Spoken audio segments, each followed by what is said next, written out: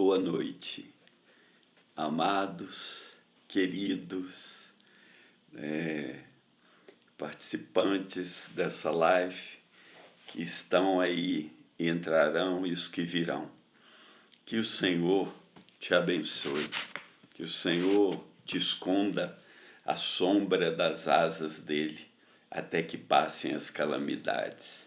Que o Senhor te ajude, que o Senhor te esconda no esconderijo do Altíssimo, que ele te seja como uma rocha, a sombra de uma grande rocha no deserto.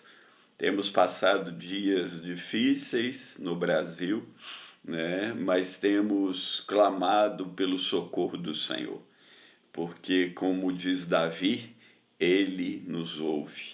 Me ouviu quando clamei por socorro, tirou-me de um poço de lama e de perdição e colocou os meus pés sobre uma rocha.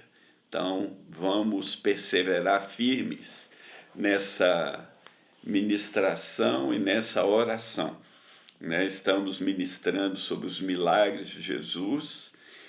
Na próxima semana eu termino o assunto dos milagres de Jesus, que são cerca de 34 diretamente relatados na Bíblia, fora os centenas e milhares que não foram relatados. Então, te espero aí a sua fidelidade em espalhar a boa nova de Cristo para esse mundo. Hoje vou falar sobre aquele homem que pediu a Jesus socorro, né? Ele diz: ajuda a minha incredulidade. Então, o tema é esse: ajuda a minha incredulidade. Qual que é o panorama aqui? Qual que é o pano de fundo? O pano de fundo aqui é que Jesus tinha subido ao monte, né? O monte onde ele subiu com Pedro, João e Tiago, e a Bíblia diz que ele se transfigurou diante deles e apareceu na glória, né? Apareceu como Deus que ele é, e ali apareceu Moisés e Elias falando sobre a morte de Jesus que ia acontecer, e os discípulos ficaram atordoados, como que mortos, porque o homem no natural ver a glória de Deus é impossível. E eles caíram adormecidos, e quando eles despertaram, né, eles ouviram a voz do céu, uma nuvem brilhante, e a voz dizia: esse é meu filho amado, a ele ouvi. Então, a transfiguração no monte da glória foi algo maravilhoso. Pedro depois vai escrever na carta dele: e vimos a sua glória no monte. Vimos a sua glória no monte. Privilégio de poucos na palavra de Deus.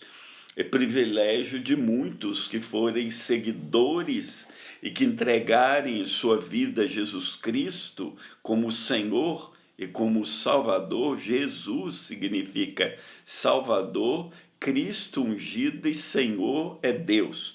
Se ele for o seu Deus, o seu Salvador, então você vai ver a glória de Deus no futuro.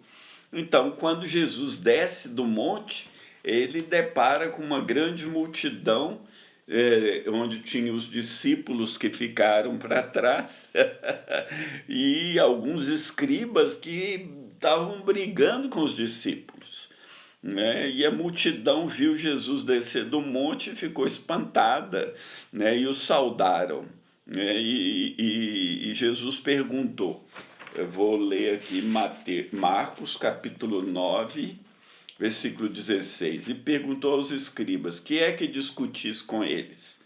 E um da multidão respondendo, então Jesus perguntou aos escribas, interessante, né? E um da multidão respondendo disse: mestre, trouxe-te o meu filho que tem um espírito mudo, e este, onde quer que o apanhe, despedaça-o, e ele espuma, arranja os dentes e vai definhando. E eu disse aos teus discípulos que o expulsassem, e não puderam. Então, o quadro era terrível para aquele pai, né? Primeiro era o pai que estava ali. Nós já vimos a mãe clamando pela filha, agora vimos Jairo, um pai clamando pela filha, e agora vemos esse pai clamando pelo filho, que era um menino, né, que devia ter até 12 anos. E a resposta de Jesus é incrível. Versículo 19, ele respondendo disse: Ó geração incrédula, até quando estarei convosco? Até quando vos sofrerei ainda? Trazei-mo. Quer dizer, Jesus naquele momento, ele literalmente quis ir embora. Acho que ele, depois de descer da glória, de estar no alto do monte, ver glória e aparecer em glória, agora ele desce e vê aquele estado de incredulidade ao seu redor, né? E ele, por um momento, ele quer ir embora, mas o amor triunfou, né? O amor dele triunfou, porque ele fala para trazer o menino. E trouxeram. E quando ele o viu, quando o menino, o demônio, viu, logo o espírito o agitou com violência e, caindo endemoniado por terra, revolvia-se espumando. E perguntou ao pai dele: há quanto tempo há que sucede isso? E ele disse-lhe: desde a infância. Então, alguma coisa, né, tinha acontecido com aquele menino, lá com aquele pai, com aquela família, que desde a infância o menino estava atormentado por esse demônio. E muitas vezes o tem lançado no fogo e na água para o destruir. Mas, se tu podes fazer alguma coisa, tem compaixão de nós e ajuda-nos. Essa palavra do pai era carregada de desespero, mas também de incredulidade. Porque ele vai e diz a Jesus: se tu podes fazer alguma coisa. É como muitos crentes, até nós hoje, quando vamos orar, muitas vezes a gente ora a Deus: se tu podes fazer isso, Senhor. E, gente, eu penso que a fé é saber se Deus pode ou não. Porque poder, ele pode tudo. A fé é ter certeza que ele pode. E quando você ora e tem certeza que Deus pode, você não precisa dizer se tu podes. Deus, faça isso em nome de Jesus, como o Senhor prometeu, algo parecido. Mas aí o grande problema é você alcançar a fé para você dizer a verdade ou pedir o que deve ser pedido e ser respondido, como a gente vai ver aqui na sequência. Então, mas o homem se humilha, né? Se tu podes, tem compaixão. E Jesus fala: se tu podes crer, tudo é possível que crê. Essa é uma resposta carregada de poder e de mudança. Ele traz o homem da incredulidade para a fé, né? Se tu podes crer, primeiro é quase que uma admiração. Jesus fica admirado da nossa incredulidade muitas vezes. Quando a gente vai a Ele: se tu podes, Senhor, se tu podes, Senhor, se tu podes, se tu podes, se tu podes. Ele pode ou não pode? Você tem que saber se Ele quer, porque poder Ele pode todas as coisas. Mas será que Ele quer fazer aquilo que você está pedindo a Ele? Essa é a questão. E logo o pai do menino, clamando com lágrimas, ele se humilha e diz: eu creio, Senhor. Ajuda a minha incredulidade. Eu creio. Me socorre. Tem misericórdia de mim. Ajuda a minha incredulidade. Tira a incredulidade do meu coração. Né? E com esse humildade e esse clamor, Jesus, vendo a multidão concorrendo, disse ao espírito mudo e surdo. O demônio trazia para aquele menino mudez e surdez, era um espírito de enfermidade. Eu te ordeno, sai dele e não entres mais nele. Uma ordem definitiva. Acabou, demônio. Aqui você não tem mais lugar. Acabou para você. Vai embora. Né? A Bíblia diz que Jesus andou fazendo o bem e curando os oprimidos do diabo. A Bíblia diz que na cruz Jesus aniquilou Satanás e o expôs ao escárnio e triunfou dele na cruz. Então o diabo não tem esse poder todo que muitos atribuem a ele. Ele só pode fazer alguma coisa se Deus permitir. Creia nisso, abrace isso e viva nesta realidade. Crente não fica dizendo, o diabo não gosta disso. O diabo é seu inimigo. O diabo quer te derrotar, o diabo quer te destruir. Você não tem que dar lugar para ele, não tem que falar nada dele, nem dar glória para ele. Você tem que resistir a ele e ele vai fugir de você, como Pedro falou. E ele clamando, né, o demônio, agitando com violência, saiu do menino. E ficou o menino como um morto, que muitos achavam que tinha morrido mesmo. Aquele menino surdo e mudo. Mas Jesus, tomando-o pela mão, o ergueu e ele se levantou. Que coisa maravilhosa! O libertador chegou. Ele chegou e ele libertou aquele menino daquele demônio surdo e mudo. E quando entrou em casa, os seus discípulos lhe perguntaram à parte. Aí vem o outro lado da história, né? Primeiro, aquele pai e aquele menino, a vida deles nunca mais foi a mesma desde aquele dia. Mas os discípulos ainda estavam com a pulga atrás da orelha, né? Porque quando chegaram em casa, eles perguntaram a Jesus, por que nós não podemos expulsar? E Jesus respondeu, né? Em Mateus 17, 20 e 21, a resposta é mais interessante do que em Marcos, porque ela é mais completa. E Jesus lhes disse, por causa de vossa incredulidade, porque em verdade vos digo que se tiverdes fé como um grão de mostarda, direis a esse monte, passa daqui para colar, e há de passar, e nada vos será impossível. Mas essa caça não se expulsa, senão por oração e jejum. Então, 2 pontos aqui. Primeiro, eles não expulsaram por causa da incredulidade. Né? Incredulidade. Né? Aquilo que entra no coração, né? E que impede que a fé opere. Aquilo que entra no coração, porque está escrito em Hebreus 11:6, que aquele que se aproxima de Deus deve crer que ele existe e ele é galardoador daqueles que o buscam.